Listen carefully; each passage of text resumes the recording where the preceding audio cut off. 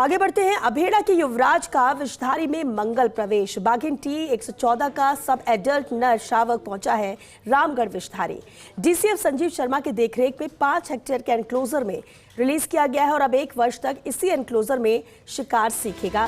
साथ ही wild survival की अन्य विधाएं CWLW पवन उपाध्याय के निर्देश पर 22 महीने से अधिक के दोनों सब एडल्ट शावकों की शिफ्टिंग की गई है।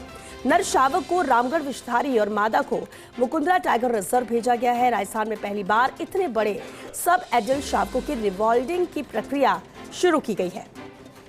तो बेहद अहम है, अभेड़ा के युवराज का विषधारी में मंगल प्रवेश किया जा चुका है। यह अहम तस्वीरें भी आप देख सकते हैं। बाघिन टी 114 का सब एडल्ट नर शावक रामगढ़ विषधारी पहुंचा है। और चलिए, एसोसिएट एडिटर निर्मल तिवारी हमारे साथ जुड़ चुके हैं।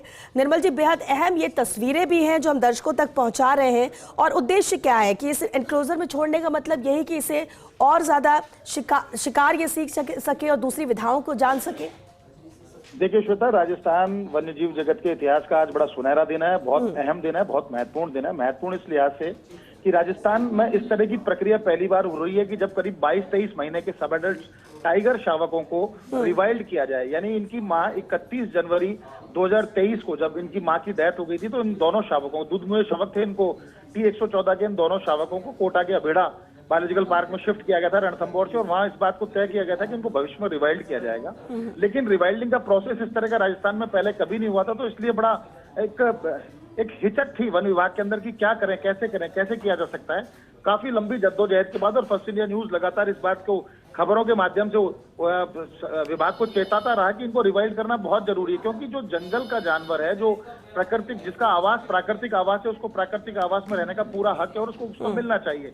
उसके बाद NTCA से परमिशन ली गई, गवर्नमेंट ऑफ इंडिया से परमिशन ली गई, और मुख्य वन्यजीव प्रतिपालक पवन उपाध्याय ने इसमें महत्वपूर्ण भूमिका निभाई, और निश्चित तौर पर उनका साहसिक फैसला रहा कि इनकी रिवाइल्डिंग का प्रोसेस आज शुरू हुआ है।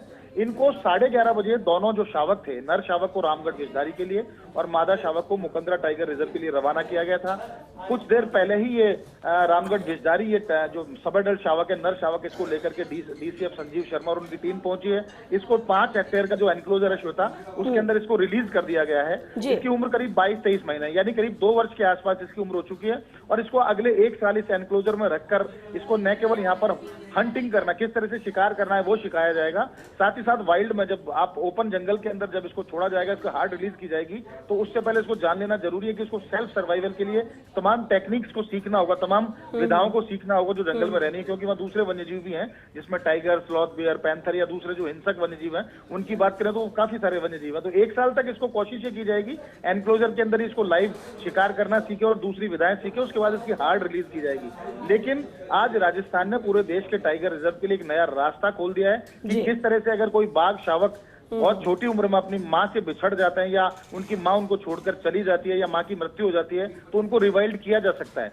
2 वर्ष तक आप कैप्टिविटी में अगर किसी वन्यजीव को अगर रखते हैं, तो निश्चित तौर पर उसकी जो नैसर्गिक विधाएं वो उसको नहीं मिल पाती हैं, ना ही वो मां के साथ रहकर शिकार सीख पाता है। तो ऐसे में पहला बड़ा साहसिक फैसला, उम्मीद की जानी चाहिए कि ये प्रयोग सफल रहेगा, और जिस तरह से सबने उम्मीदें की हैं, सबकी दुआएं, सबने प्रार्थना की है इस बात के लिए कि इन दोनों बाघ शावकों के ऊपर जिम्मेदारी भी बहुत है। देखिए श्वेता, क्योंकि ये नर शावक है और ये इसके ऊपर रामगढ़ में बाघों की बसावट की जिम्मेदारी रहेगी। भविष्य में ये अपनी मैटिंग पार्टनर भी बनाएगा वहां की फीमेल्स को। इसी तरह से जो मादा शावक है, उसको मुकुंदरा भेजी गई है, एस मोथू, जो वहां के DCF है, वो उसको लेकर के गए, तो उसके ऊपर भी बहुत जिम्मेदारी है, क्योंकि मुकुंदरा 2 बार वहां पर बाघ पुनर्वास की प्रक्रिया फेल हो चुकी है। ऐसे में तीसरा प्रयास है, तो निश्चित तौर पर इनकी रिवाइल्डिंग का जो प्रोसेस है, अगर सफल रहता है, तो राजस्थान ही नहीं, देश के दूसरे जो टाइगर रिजर्व है उसमें भी इस तरह की प्रक्रिया को अपनाया जा सकता है। बिल्कुल, और ये नया और बड़ा एक्सपेरिमेंट रहेगा निर्मल जी, जिस तरह से आपने जानकारी भी दी, और ये चैलेंजिंग भी रहेगा। हालांकि जिस तरह से आपने भी कहा, प्रार्थनाएं सबकी हैं, और यहाँ पर 1 साल का जो वक्त है, उसमें एक बड़ा बदलाव 1 साल बाद जरूर शावक में देखने को मिलेगा।